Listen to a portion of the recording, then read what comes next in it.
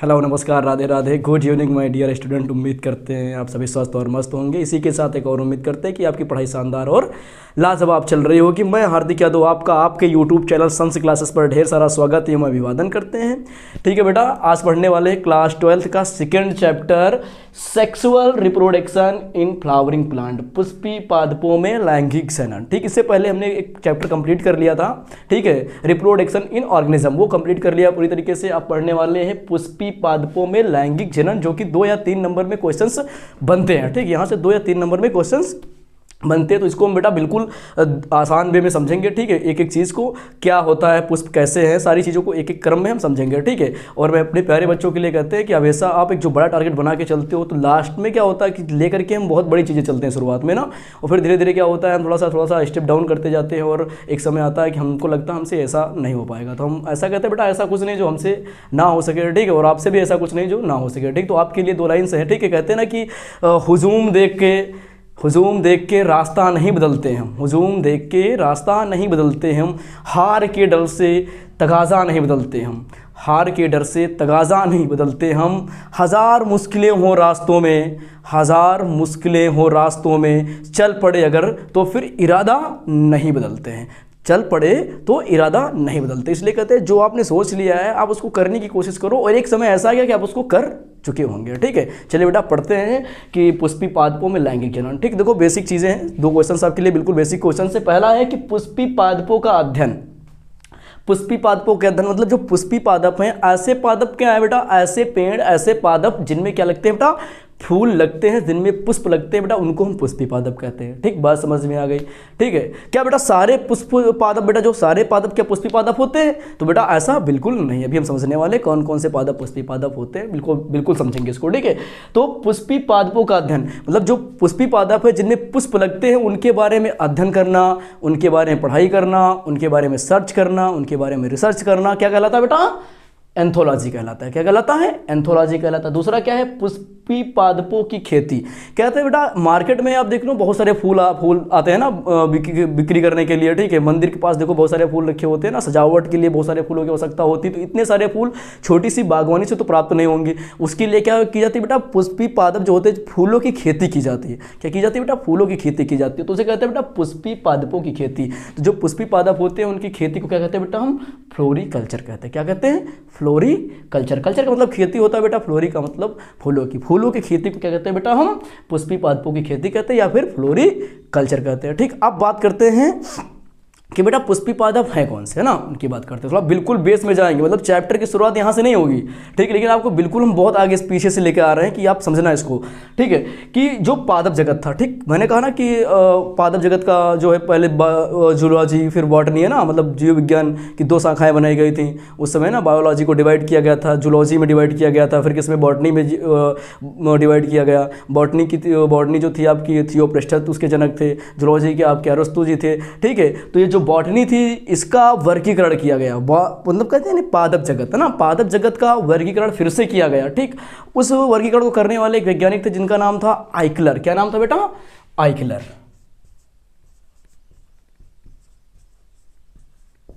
आइकलर, ठीक, वैज्ञानिक थे। ठीक, आइकलर ने क्या किया था बेटा? पादप जगत को ठीक 2 भागों में विभाजित किया। कितने भागों में? 2 भागों में बांटा। पहला भाग था ऐसे पादप जिनमें बेटा बीज नहीं पाए जाते हैं। ठीक, तो पहले उन्होंने क्या किया? बीज के आधार पर, ठीक, बंटवारा करने के लिए कोई ना कोई आधार होना चाहिए कि हम ऐसा थोड़ी किसी को बांट देंगे, एक को इधर कर देंगे एक को उधर कर देंगे, ऐसा नहीं। किसी आधार पर हम क्या करते हैं? वर्गीकरण करते हैं। जब भी किसी चीज़ का वर्गीकरण करते हैं तो उसके गुण के आधार पर या उसके बेटा कहते हैं लक्षण के आधार पर, उसके आकार के आधार पर, ठीक, उसकी उपज के आधार पर क्या करते हैं? हम उसकी गुणवत्ता के आधार पर बंटवारा करते हैं। ठीक, वैसे यहाँ पर क्या किया? आइकलर साहब ने बॉटनी में पादप जगत में क्या किया बेटा? बंटवारा किया। ठीक, जब पादप जगत का बंटवारा किया तो उन्होंने 2 भागों में पादप जगत को बांटा। पहला बांटा बेटा जिनमें बीज पाए जाते हैं, जिनमें बीज पाए जाते हैं, दूसरा जिनमें बीज नहीं पाए जाते। तो अगर आपसे क्वेश्चन बनता है बिल्कुल बेसिक कि पहले जो पादप जगत का बंटवारा किया गया तो उसका क्या आधार था, मतलब किस बेस पर किया गया था, तो आपका जवाब आना चाहिए सर बीज की उपस्थिति के आधार पर पादप जगत का बंटवारा किया गया था। ठीक है, तो पहला जो जगत बनाया उन्होंने, ठीक, बंटवारा किया तो उन्होंने क्रिप्टोगैमस, क्या था? क्रिप्टोगैमस, दूसरा क्या था बेटा फिनेरोगैमस। ठीक, क्रिप्टोगैमस जो पादप समूह था उसको कहते थे बीज रहित। बीज का मतलब बीज मतलब सीड, रहित का मतलब जिसमें बेटा ना पाया जाए। ठीक, ऐसे पादप जिनमें बेटा बीज नहीं पाए जाते थे उनको बेटा क्रिप्टोगैमस कहते हैं। क्या कहते हैं बेटा? क्रिप्टोगैमस कहते हैं। ये किसने कहा था बेटा? आइकलर सर ने कहा था कि ऐसे पादप जिनमें क्या नहीं पाए जाते हैं, बीज नहीं पाए जाते, उनको हम क्रिप्टोगैमस कहते हैं या बीज रहित कहते हैं। ठीक है, अब दूसरा बताया था उन्होंने फिनेरोगैमस। क्या था बेटा? फिनेरोगैमस। फिनेरोगैमस का मतलब क्या होता है? ऐसे पादप जिनमें बेटा बीज पाए जाते हों, बीज उपस्थित होते हैं, उनको कहते हैं बेटा हम बीज युक्त या फिनेरोगैमस कहते हैं। ये बंटवारा किसने किया था? आपके आइकलर सर ने। किसके आधार पर किया था? तो बेटा पादप जगत का जब बंटवारा किया तो उन्होंने बीज की उपस्थिति के आधार पर आइकलर सर ने बंटवारा किया था। बात समझ में आ गई होगी। अब थोड़ा सा नीचे आते हैं, अब करते हैं बेटा जो क्रिप्टोगैमस होता है, बीज रहित पौधे होते हैं, जो बीज रहित पादप होते हैं, इनके बेटा 3 समूह और बताए गए। कौन कौन सा समूह बेटा? पहला होता है थाइलोफाइटा। क्या होता है बेटा? थाइलोफाइटा होता है। ठीक, दूसरा क्या होता है? ब्रायोफाइटा होता है। तीसरा क्या होता है बेटा? टेरिडोफाइटा होता है। फिर से सुनिए, क्रिप्टोगैमस यानी कि इनमें बीज नहीं पाया जाएगा, इनके 3 समूह बताए गए। पहला कौन सा बेटा? थाइलोफाइटा। कौन सा? थाइलोफाइटा। दूसरा कौन सा बेटा? ब्रायोफाइटा। तीसरा कौन सा? टेरिडोफाइटा। तीसरा कौन सा है? टेरिडोफाइटा है। ठीक, अब इसमें क्या है बेटा? थाइलोफाइटा में भी बीज नहीं पाया जाता है। ठीक, क्योंकि किसका समूह है? क्रिप्टोगैमस का है। दूसरा कौन सा है? ब्रायोफाइटा, इसमें भी बीज नहीं पाए जाते हैं। तीसरा कौन सा है? टेरिडोफाइटा, इसमें भी क्या नहीं पाए जाते हैं? बीज नहीं पाए जाते हैं। लेकिन फिनेरोगैमस, फिनेरोगैमस देखो, फिनेरोगैमस बीज युक्त है। ठीक, ये आगे चल के 2 इसके समूह बने। ठीक है, इसमें 2 भाग होते हैं। एक होता है बेटा जिम्नोस्पर्म। क्या होता है? जिम्नोस्पर्म। ये कैसा होता है? बीज युक्त होता है। क्या होता है? बीज युक्त होता है। और इसको दूसरा नाम भी दिया गया। क्या नाम दिया गया? अनावृत बीजी। अनावृत बीजी, अनावृत बीजी। ठीक, अब बात करते हैं इसका दूसरा भाग क्या है? एंजियोस्पर्म। क्या है बेटा? एंजियोस्पर्म, बीज युक्त। ये भी होता है बीज युक्त और ये भी बीज युक्त होता है। लेकिन अंतर क्या होता है कि ये क्या होता है बेटा? ये होता है अनावृत बीजी, मतलब इसके जो बीज होते हैं उसके ऊपर क्या नहीं होते बेटा? आवरण नहीं मिलता है। क्या नहीं मिलता है? आवरण नहीं मिलता है। किसमें? जिम्नोस्पर्म में। दूसरा क्या? एंजियोस्पर्म बीज युक्त होते हैं, लेकिन इस पर क्या मिलता है? इनके बीज पर एक आवरण चढ़ा होता है, इसलिए इन्हें आवृत बीजी कहते हैं। और अब बात करते हैं क्या इनमें से किसमें पुष्प आपको मिलेंगे? तो बेटा पुष्प आपको किसमें मिलेंगे? एंजियोस्पर्म में मिलेंगे। इसलिए कहते हैं पुष्पी पादपों को एंजियो या पुष्पी पादप को हम एंजियोस्पर्म भी कहते हैं, क्योंकि इसी में ही सिर्फ पुष्प मिलते हैं, पुष्प मिलते हैं। बाकी आपके जो हैं थाइलोफाइटा, ब्रायोफाइटा, टेरिडोफाइटा, जिम्नोस्पर्म, इन सभी में पुष्प नहीं मिलते हैं। बात समझ में आ गई इतनी? इसलिए इस चैप्टर का अलग भाषा में अगर हम नाम की बात करें तो कह सकते हैं एंजियोस्पर्म में लैंगिक जनन। ठीक, अनावृत सॉरी बेटा आवृत बीजी में लैंगिक जनन। ठीक है, इसलिए क्योंकि इसमें सिर्फ पुष्प पाए जाते हैं, एंजियोस्पर्म पौधों में ही पुष्प पाए जाते हैं। अच्छा ये बताओ कि अगर क्वेश्चन बनता है, बहुत बेसिक क्वेश्चन है, पूछा जाए, अगर आप लगा सकते हो दिमाग कि सबसे आधुनिक पौधा कौन सा है, सबसे आधुनिक पौधा कौन सा है और सबसे पुराना पौधा कौन सा है, तो सर जवाब आना चाहिए कि थाइलोफाइटा जो है सबसे पुराना पादप समूह है। थाइलोफाइटा सबसे पुराना है। थाइलोफाइटा ने थोड़ा सा विकास किया, उसके बाद आया ब्रायोफाइटा। थोड़ा सा ब्रायोफाइटा ने अपने आप में क्या किया? विकास किया। ठीक है, उसमें उसके बाद कौन सा है? टेरिडोफाइटा। जब टेरिडोफाइटा में क्या हुआ बेटा? विकास हुआ। ठीक है, एडाप्टेशन हुआ, विकास हुआ, तो कौन सा आया बेटा? जिम्नोस्पर्म आया। कौन सा आया? जिम्नोस्पर्म। इसमें बीज आए। ठीक है, अब जिम्नोस्पर्म थोड़ा सा क्या हुआ? मॉडिफाइड हुआ। ठीक है, रूपांतरित हुआ, थोड़ा सा मॉडिफिकेशन किया, अपने अंदर चेंजेस लेकर के आया, तो कौन बना? एंजियोस्पर्म बना। तो सबसे आधुनिक पौधा कौन सा है? एंजियोस्पर्म है, क्योंकि एंजियोस्पर्म में ही पुष्प पाए जाते हैं। बाकी आपके थाइलोफाइटा में बीज नहीं पाया जाता है, ब्रायोफाइटा में बीज नहीं पाया जाता, टेरिडोफाइटा में बीज नहीं पाया जाता। टेरिडोफाइटा अपने आप को, टेरिडोफाइटा जब अपने आप को क्या किया? थोड़ा सा मॉडिफाइड किया, अपने आप को रूपांतरित किया, थोड़ा सा विकसित किया, तो क्या लेकर के आया बेटा? जिम्नोस्पर्म लेकर के आया। ठीक, जिम्नोस्पर्म में क्या पाया जाता? बीज पाया जाना शुरू हुआ ना। तो ये चीज़ करना आपके लिए थोड़ा सा समझना आसान हो गया है कि जो है एंजियोस्पर्म कहाँ से आया है। ठीक, एक लाइन सीधे किताब पर लिख दी थी कि पुष्पी पादपों को हम एंजियोस्पर्म भी कहते हैं। अब बच्चे परेशान हो गए कि एंजियोस्पर्म है क्या भाई, क्योंकि एकदम से आप उसको लेकर के रख दी किसी के सामने कि एंजियोस्पर्म से आप क्या समझते हैं, तो बच्चे थोड़ा सा कंफ्यूज होते हैं कि एंजियोस्पर्म है क्या। लेकिन आज आपको डाउट खत्म हो चुका कि एंजियोस्पर्म है क्या। बिल्कुल बेसिक समझ में आ गया कि ये बंटवारा किया, इसके बाद ये एंजियोस्पर्म बना। इसलिए कहते हैं बेटा किसी भी चीज़ की जड़ में डालना बहुत इंपॉर्टेंट होता है। अगर आप जड़ में डालते हो तो बिल्कुल मज़ा आता है सीखने में ना, पता चल गया। अब बात करते हैं इसके बाद, अब आपके बुक का टॉपिक शुरू होता है। ठीक, एक बार समझना है, समझा देते हैं आपको कि पादप जगत, ठीक, ये बॉटनी का जगत है। ठीक, बायोलॉजी को दो भागों में विभाजित किया गया, जूलॉजी और बॉटनी में। ठीक, वहाँ पर ये पादप जगत आया। पादप जगत को हम वनस्पति जगत भी कहते हैं। इसका बंटवारा आइकलर ने किया, किसके आधार पर? बीज की उपस्थिति के आधार पर। बीज जिसमें पाया जाता था उसको बताया उन्होंने फिनेरोगैमस, जिसमें नहीं पाया था उसको बताया क्रिप्टोगैमस। क्रिप्टोगैमस के 3 समूह बताया उन्होंने, कौन सा? थाइलोफाइटा, ब्रायोफाइटा, टेरिडोफाइटा। उसके बाद फिनेरोगैमस जिनमें बीज पाया जाता उसके 2 समूह बताया गया, कौन सा? जिम्नोस्पर्म और एंजियोस्पर्म। एंजियोस्पर्म सबसे लेटेस्ट पौधा है और इसमें क्या पाया जाता है? पुष्प पाए जाते हैं। अब हमको पढ़ना क्या है बेटा? पुष्पी पादप की संरचना। पहला टॉपिक इंटर का यही है, पुष्पी पादपों की संरचना। क्या पढ़ना बेटा? पुष्पी पादपों की संरचना। यहां तक क्लियर हो गया होगा, उम्मीद करते हैं आपका। एक बार इसका स्क्रीनशॉट ले लीजिए, बहुत इंपॉर्टेंट है, और नोट्स में सबसे पहले ये लिख जरूर लीजिएगा। स्क्रीनशॉट ले लिए बेटा। चलिए बात करते हैं, अब बात करते हैं जो टॉपिक आपकी बुक में शुरू होने वाला वो क्या है? स्ट्रक्चर ऑफ फ्लावर, है ना, पुष्प की संरचना। क्या बेटा? स्ट्रक्चर ऑफ फ्लावर यानी पुष्प की संरचना ना, इस पर बात करने वाले। देखो पुष्प आपके सामने बना हुआ बहुत सारा खूबसूरत पुष्प है। ठीक, इस पर बात करते हैं। सबसे पहले हम बात करेंगे एक चीज़ पर समझना, ये देखो ये पुष्प की क्या है? पुष्प व्रंत है। ठीक, पुष्प व्रंत का मतलब, व्रंत का मतलब क्या होती है? डंडी होती है। व्रंत का मतलब डंठल या डंडी होती है। ठीक है, वो किसकी डंडी? पुष्प व्रंत, पुष्प की डंडी। ठीक, जहाँ से हम पुष्प को पकड़कर तोड़ते हैं। ठीक है, पुष्प को जहाँ से पकड़कर तोड़ते हैं, ठीक है, वो क्या है बेटा? पुष्प व्रंत होता है। ठीक है, बात करते हैं बेटा इसके बाद जो अपना आपका टॉपिक आने वाला है पुष्प व्रंत के बाद। ठीक, अब बात करते हैं जो बाहर हरी हुई पत्तियां लगती है ना, क्या होता है? जो आपकी हरी पत्तियां लगी होते हैं, ये देखो। ठीक ठीक, जहां से पुष्प को पकड़ तोड़ते हैं, ठीक है, वो क्या होता है बेटा? पुष्प व्रंत होता है। पुष्प के ठीक नीचे की जो डंडी होती है वो क्या होती है? पुष्प व्रंत होती है। उसके बाद जो मैंने फेरा भी देखो इस पर, क्या है ये बेटा? ये आपका बाह्य दल होता है। बाह्य का मतलब बाहर, ठीक, दल का मतलब बेटा पंखुड़ी या पत्ती। ठीक, और पुंज का मतलब समूह। समझना एक चीज़ ध्यान से, बाह्य का मतलब बाहर, दल का मतलब पत्ती, बाहर की पत्तियाँ। ठीक है, बाह्य दल, और पुंज का मतलब होता है समूह। तो जो एक पत्ती है इसको हम कहेंगे बाह्य दल, इंग्लिश में इसको सेपल कहते हैं। क्या कहते हैं? सेपल कहते हैं। ठीक है, अगर बाह्य दल की, ऐसा तो है नहीं किसी एक पुष्प में सिर्फ एक बाह्य दल होगा कि उसमें सिर्फ एक नीचे हरी पत्ती होगी, ऐसा तो होता नहीं। जब हम कहीं से पुष्प को तोड़ते हैं, ठीक है, तोड़ते जब आप देखो तोड़ करके उसको उल्टा करो तो उसके नीचे कई बहुत सारी हरी पत्तियां होंगी ना, होती ही नहीं, तो उनको हम क्या कहते हैं? बाह्य दल। और वो कई सारी पत्तियां होती हैं। बाह्य का मतलब बाहर, दल का मतलब पत्ती। फिर से ध्यान रखना, बाह्य का मतलब होता है बाहर, दल का मतलब पत्ती। जो बाहर की पत्तियां होती हैं वो हरी होती हैं।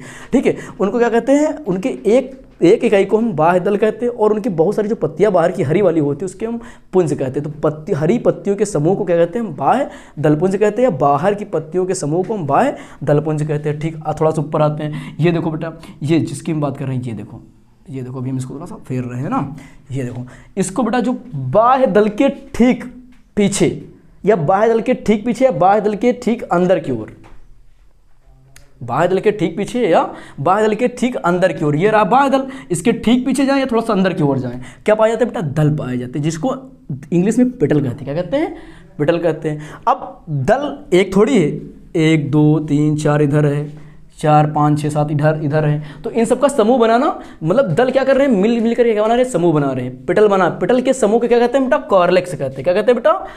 हाँ, क्रोला कहते हैं बेटा, सॉरी, क्रोला कहते हैं। क्या कहते हैं? क्रोला कहते हैं, मतलब दल पुंज कहते हैं। दल के समूह को, पुंज का मतलब होता है संग्रह की चीज़, इसका समूह क्या कहलाता है? पुंज कहलाता है। किसका समूह बेटा? दल का समूह, यानी दल का समूह क्या कहलाएगा? क्रोला कहलाएगा। नहीं, एक जो है आपका दल क्या कहता है? इंग्लिश में पेटल कहते हैं, और बहुत सारे दल का समूह क्या कहलाता है बेटा? क्रोला कहलाता है। ठीक, ये कैसे होते हैं एक्चुअली बेटा? ये रंगीन होते हैं। कैसे होते हैं? रंगीन होते हैं, और ये बहुत आकर्षक होते हैं देखने में, मतलब ये रंगीन होते हैं और देखने में बहुत आकर्षक होते हैं। एक्चुअली आकर्षक इसलिए होते हैं क्योंकि आकर्षक चीज़ों की ओर ध्यान बहुत ज़्यादा जाता है। किसका? तितलियों का। ठीक है, भंवरों का जाता है, कीटों को जाता है। ठीक है, क्योंकि इनका काम क्या होता है बेटा? ये दूसरे जीवों को, ठीक है, मतलब कहते हैं सूक्ष्म जो छोटे जीव हैं, जैसे कीड़े हो गए, मकोड़े हो गए, तितलियाँ हो गई, चिड़िया हो गए, भंवरे हो गए, ठीक, इनको क्या करती है? अपनी ओर आकर्षित करती है, इनका आप ध्यान खींचती है अपनी ओर, भंवरा etc का। किस लिए खींचती हैं? क्योंकि ये करते हैं बेटा परागण। ठीक, परागण कराने के लिए ये ध्यान खींचती हैं अपनी ओर। ठीक, कौन? पेटल्स। ठीक, पेटल का समूह जो होता है वो आकर्षक होता है, इसमें सुगंध पाया जाता है। ठीक है, मकरंद पाया जाता है ना, अब बात करते हैं अगली एक संरचना पाई जाती है जिससे हम कहते हैं बेटा पुमंग कहते हैं। क्या कहते हैं बेटा? पुमंग कहते हैं। ये देखो, ये जो यहाँ से लगा करके, यहाँ से मैं इसको खींच रहा हूँ, यहाँ से लगा करके देखना यहाँ तक की संरचना क्या कहलाती है बेटा? पुमंग कहलाती है। पुमंग, ठीक।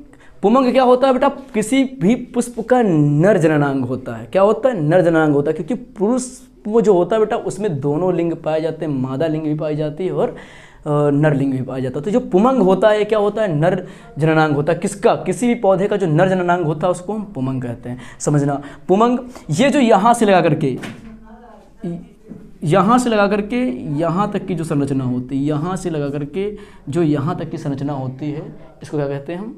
इसको क्या कहते हैं बेटा? हम इसको कहते हैं पुतंतु। क्या कहते हैं? पुतंतु या फिलामेंट कहते हैं। क्या कहते हैं? फिलामेंट कहते हैं। कोई दिक्कत नहीं यहाँ तक ना, फिलामेंट कहते हैं। अब बात करते हैं बेटा, थोड़ा सा ऊपर जाएंगे तो ये देखो, ये जो गोलनुमा संरचना है, ठीक, इससे कहते हैं हम परागकोश। क्या कहते हैं? परागकोश। अब देखना बेटा, पराग एक चीज़ बुक में आपकी देने रखे हैं, ठीक है, उसको समझना। यहाँ पर ये देखो, आप बीच में दिख रहे हैं, ये परागकोश में दो पाल, इधर देखो एक संरचना आपको इधर दिख रही है, एक इधर दिख रही है। इसी जगह पर क्या पाई जाती है? कनेक्टिव टिश्यू पाया जाता है, जिसे योजी कहते हैं। क्या कहते हैं? जिसे योजी कहते हैं, योजी कहते हैं। उसे हम कनेक्टिव भी कहते हैं, क्योंकि जोड़ रखा है किसको? फिलामेंट को और परागकोश को, यानी एंथर को और फिलामेंट को, दोनों को जोड़ रहा, उसे हम योजी कहते हैं। परागकोश, ये संरचना आपकी परागकोश कहलाती है। ये कहाँ स्थित होती है? पुतंतु के सबसे ऊपर। पुतंतु का काम क्या होता है बेटा? तो ये क्या करती है? पुतंतु को, ये जो परागकोश है, परागकोश को किससे बेटा? पुष्प आसन से जोड़े रखते हैं। किससे? पुष्प आसन से जोड़े रखते हैं, ठीक। अब बात करते हैं, ये जो संरचना आप यहाँ पर देख रहे हो, अच्छा, पुष्प आसन, ठीक है।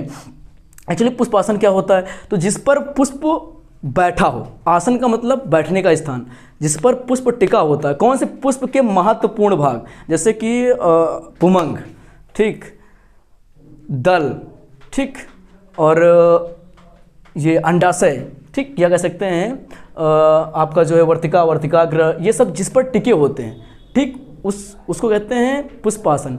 पुष्प के महत्वपूर्ण भाग जिस आसन पर टिके हों बेटा, उसे पुष्पासन कहते हैं। ये पुष्प के नीचे थोड़ा सा फूली हुई संरचना होती है। कभी जब फूल तोड़ के थोड़ा सा उल्टा करना उसको, ठीक है, कल हम आपको लाइव दिखाएंगे, तोड़ कर उल्टा करना, तो देखना आप पत्ती जब निकोल कर फेंक दो, तोड़ के फेंक दो, तो वहाँ पर देखते हैं घुंडी नुमा संरचना दिखती है नहीं दिखती? उस घुंडी नुमा संरचना को हम पुष्पासन कहते हैं, ठीक है। जैसे कि गेंदा का फूल आता है, बहुत सारे बच्चे उसको तोड़ के खा लेते हैं, थैलेमस को कहते हैं ये अच्छा लग रहा है खाने में, उसको तोड़ते हैं ना नीचे से, उल्टा करके तोड़ो तो वहाँ पर देखते हैं एक बिल्कुल जैसे मनुष्य को जो सर होता है ना, उसको अगर हम हेड सेव करा दें तो बिल्कुल सेम संरचना दिखती है ना, दिखती नहीं दिखती? वैसे ही क्या होता है बेटा? थैलेमस होता है जिस पर पुष्प टिका होता है। बात हो गई यहाँ तक। अब ये जो संरचना, ये जो फूली हुई संरचना बेटा है, ये जो फूली हुई संरचना, ये आपका अंडाशय है। ये जो यहाँ से यहाँ तक की संरचना है, वे वर्तिका कहलाती है, ठीक। और वर्तिका का सबसे अगला वाला भाग, अग्रभाग, क्या कहलाता है बेटा? वर्तिकाग्र कहलाता है। इंग्लिश में इसको स्टिग्मा कहते हैं। क्या कहते हैं? स्टिग्मा कहते हैं, ठीक। और इस वाले भाग के फूले हुए भाग को क्या कहते हैं बेटा? हम अंडाशय कहते हैं, या इंग्लिश में ओवरी कहते हैं, ठीक है। अब ये जो बीच में पाई जाती है, ये क्या है बेटा? अंड है, या इन्हें बीजांड कहते हैं, इंग्लिश में ओवल कहते हैं, या फिर इसे अंड कोशिका कहते हैं, कोशिका अंड कहते हैं। अब इधर और एक मिनट के लिए समझना क्या है पुष्प की संरचना। पहली संरचना बेटा बाह्यदल पुंज लिखा है, यह पुष्प में पाया जाने वाला सबसे बाहरी चक्र है, मतलब सबसे बाहर की तरफ जो पाया जाता है उसे हम बाह्यदल पुंज कहते हैं। बाह्य का मतलब बाहर, दल का मतलब पत्ती, पुंज का मतलब समूह। बाहर पाए जाने वाली पत्तियों का समूह क्या कहलाता है बेटा? बाह्यदल पुंज कहलाता है। क्या कहलाता है? बाह्यदल पुंज कहलाता है। अब बात करते हैं कार्य। तो बेटा बाह्यदल पुंज बिल्कुल आसान में खत्म कर रहे हैं, इसको परेशान होने की जरूरत नहीं। बाह्यदल पुंज का मतलब क्या होता है कि जो पुष्प में बाहर की तरफ पाए जाते हैं। ये रंग कैसे होते हैं बेटा? ये रंग में हरे होते हैं। क्या होते हैं? रंग में हरे होते हैं। समझना मेरी बात को, यहाँ पर जगह कम है, फिलहाल देखना यहाँ पर दिखा रहे, आप समझना। ये ऐसे करके कलिका होती है ना, यहाँ पर कलिका होती है ना, ये कली किसी भी पुष्प की कलिका अवस्था है ना, तो कलिका अवस्था में फूल को सुरक्षा चाहिए, क्योंकि कलिका अवस्था में पुष्प बहुत नाजुक होता है। अगर वो पुष्प को उस टाइम पर भोजन की बहुत ज़्यादा आवश्यकता होती है, तो उस समय उसको भोजन कहाँ से मिलता है बेटा? ये जो बाह्यदल पुंज है ना, ये जो पुष्प को, ये जो पुष्प है किस अवस्था में? कली अवस्था में। ये आपका पुष्प है, इस पुष्प के ऊपर क्या चढ़ी होती है? हरी हरी पत्तियाँ चढ़ी होती हैं बेटा, जिसे हम कली कहते हैं। क्योंकि जब आप कली का चित्र बनाते हो तो क्या बनाते हो? पहले उसको हरे रंग से रंगते हो, फिर बीच में क्या करते हो? रेड दिखाते हो, ठीक है। तो ये क्या है? ये जो पुष्प है, इसको ये हरी भरी पत्तियां ऊपर से ढक रखी हैं, तभी कली बनी हुई है। अब समझना, इस हरी पत्तियों को क्या कहते हैं हम? इस हरी पत्तियों को हम कहते हैं बेटा आप बाह्यदल है। क्या है? बाह्यदल। उस कंडीशन में बाह्यदल क्या करते हैं? ये कली को भोजन देते हैं, क्योंकि ये बाह्यदल हरे होते हैं। हरे होने की वजह से इसमें क्लोरोफिल पाया जाता है। क्लोरोफिल पाए जाने की वजह से इसमें क्या होता है? प्रकाश संश्लेषण होता है। क्या होता है? प्रकाश संश्लेषण होता है। तो कली अवस्था में क्वेश्चन बना था एक बार कि पुष्प की कलिका अवस्था में उसको भोजन कहाँ से मिलता है। ठीक है, तो आपका जवाब आना चाहिए कमेंट सेक्शन में, हम नहीं बताने वाले, कमेंट सेक्शन में आना चाहिए। ठीक है, कहाँ से मिलता है चलो बता देते हैं कि यहाँ पर इसको इस बाह्य पुंज प्रकाश संश्लेषण के द्वारा इस कली को भोजन देता है। ठीक, दूसरा क्या है, ये नाजुक बहुत होते हैं। ठीक, इन पर कीट बीमारी लगने की बहुत संभावना होती है, इसलिए क्या है ये नवजात शिशु की तरह होते हैं। तो इसको पालने का काम किसको दिया गया है? इस बाह्य दल को दिया गया। तो उसको घेर के रखते हैं चारों तरफ से ऐसे कि जब तक अंदर मेच्योर ना हो पुष्प तब तक ये ऊपर ढके रहते हैं। जिससे पुष्प मेच्योर होता है तो पुष्प बाहर निकल आता है और नीचे की तरफ चले आते हैं, बिल्कुल ऐसे हो जाते हैं, नीचे की तरफ चले आते हैं। ठीक है, तो ये पुष्प को कलिका अवस्था में सुरक्षा प्रदान करते हैं। ये पॉइंट हो गया। दूसरा पॉइंट आपका हो गया कलिका अवस्था में पुष्प को भोजन प्रदान करते हैं। भोजन कहाँ से बनाते हैं? क्योंकि इनमें ये बाह्य दल हरे रंग के होते हैं, इसमें प्रकाश संश्लेषण होता है। पहला खत्म हो गया। अब बात करते हैं दलपुंज की। इंग्लिश में क्रोला कहते हैं। क्या कहते हैं?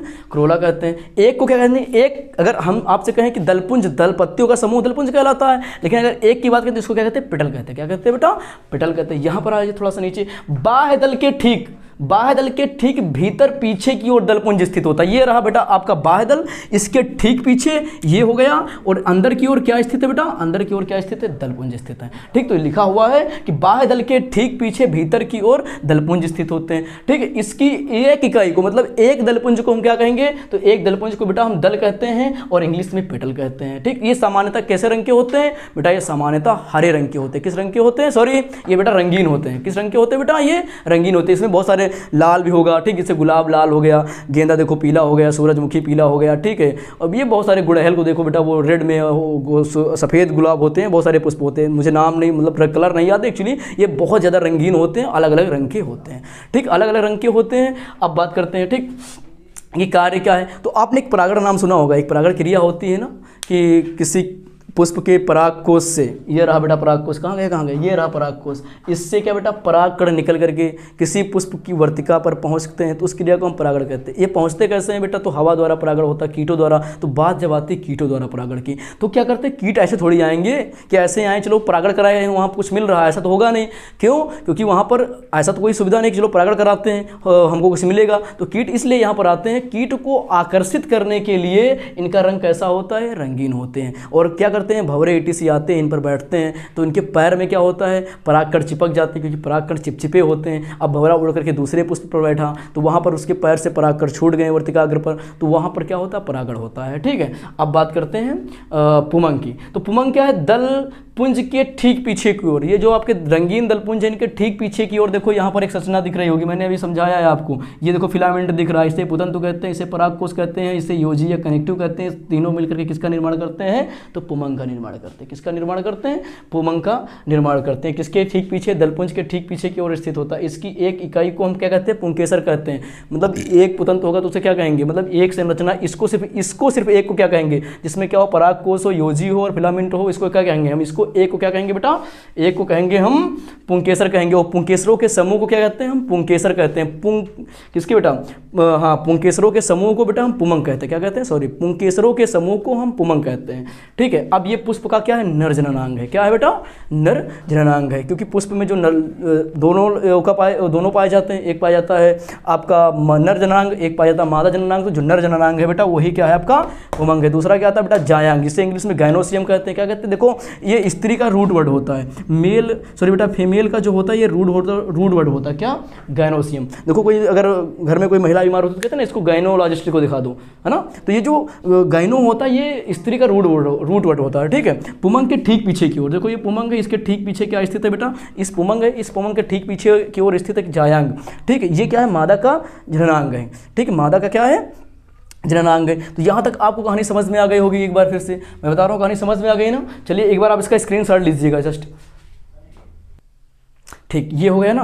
अब चलते हैं, बात समझना मेरी। मैंने कहा था कि ये एक चीज़ समझना आसान वे में, ये आपकी ज़मीन हो गई, मतलब ये कहते हैं ज़मीन हो गई। ज़मीन के ऊपर अगर कोई चीज़ निकली है, मान लीजिए ये क्या हो गया? आपका तना हो गया। क्या है ये तना हो गया। ठीक, समझना बेटा, तना। ये क्या हो गई? उसकी जड़ें हो गई। ये क्या हो गई? जड़ें हो गई। ठीक, ये रूट सिस्टम हो गया ना, ये रूट सिस्टम हो गया। ये क्या हो गया बेटा? रूट सिस्टम हो गया। और ये क्या हो गया? शूट सिस्टम हो गया ना, हमने पढ़ा रखा है रूट शूट सिस्टम आपको। ठीक है, ये रूट सिस्टम। इससे क्या निकली बेटा? इससे क्या निकली? एक शाखा निकली, शाखा निकली, आप बहुत अच्छे से जानते हो। इस शाखा पर बेटा कलिकाएं पाई जाती हैं बहुत प्रकार की। एक कलिका आपकी क्या होती है, एक पुष्पी कलिका होती है, एक पर्णीय कलिका होती है। पर्ण जो कलिका होती है उससे पत्तियां निकलती है, पुष्पी कलिका जो होती है उससे पुष्प निकलते हैं। ये रही बेटा आपकी पर्ण कलिका, इससे निकल गई पत्ती, और ये रही आपकी जो है क्या बोलते हैं उसको, पुष्पी कलिका। पुष्पी कलिका थोड़ा सा विकसित हुई, डंठल बना लिया, ठीक है। यहाँ पर क्या, ये देखो विकास किए तो ये क्या हो गई, एक डंडी बनाई, ठीक। इसके ऊपर जस्ट क्या एक फूली हुई संरचना बना दी है। तो ये जो संरचना है यही पुष्पवृंत कहलाती है। बस ये समझना कि निकला कहाँ से है, यही बेटा आपका पुष्पवृंत है। और पुष्पवृंत के आगे ठीक फूली हुई संरचना क्या कहलाती है बेटा, क्या कहलाती है, तो कहलाती है पुष्पासन। पुष्पासन के ऊपर क्या पाई जाती है बेटा, दलपुंज पाए जाते हैं, आपके जो है बाह्य दलपुंज पाए जाते हैं, पुमंग पाया जाता है, जायांग पाया जाता है। ये किसका रूपांतरित, नो समझना बेटा, ये जो जायांग है और आपका पुमंग है, दल है, बाह्य दल, ये किसका रूपांतरण है, ठीक। रूपांतरण मतलब किसका मॉडिफिकेशन है, तो बेटा ये पत्तियों का ही मॉडिफिकेशन है। जो पत्तियां हैं ये रूपांतरित होकर पुष्प का निर्माण करती है। बात इतनी सी समझानी थी, ठीक। चलिए अब एक बात और करते हैं। चलो देखो इस तरह बेटा, अब आपसे पूछते हैं कि जो ये आपके बाह्य दल होते हैं, ठीक है, और दलपुंज होते हैं, ठीक। क्या है, एक आपका बाह्य दल है, ठीक, एक आपका बाह्य दल है, ठीक, और एक आपका क्या है, बाह्य दलपुंज है बेटा, और एक आपका दलपुंज है, ठीक। बाह्य दलपुंज है, एक दलपुंज है। दूसरा क्या है, एक पुमंग है, एक पुमंग है, और एक जायांग है, ठीक।